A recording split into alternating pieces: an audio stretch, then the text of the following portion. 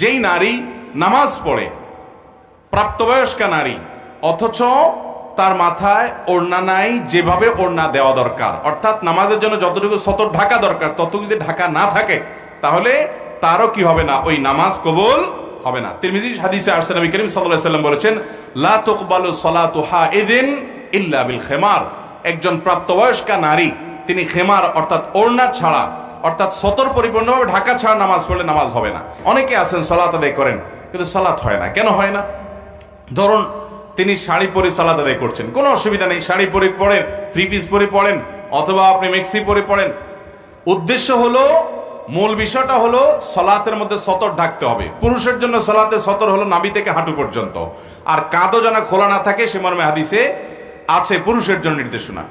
কিন্তু নারীর সালাতের জন্য তার সতর হলো মাথা থেকে পা পর্যন্ত, মুখমণ্ডল, দুই হাতের কবজি এবং পায়ের তলা, এগুলা ছাড়া তার পুরো শরীর তাকে ঢাকতে হবে।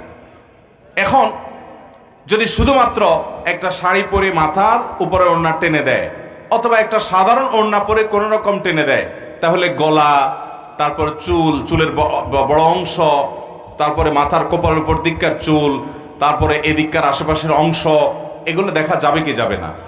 অনেক সময় দেখা যাবে যে পেট পিটের অংশ দেখা যাচ্ছে, হাতের গোছা, এগুলো রুকুতে উঠা নামার সময় শাড়ি সরে যায়, এগুলো দেখা যাবে।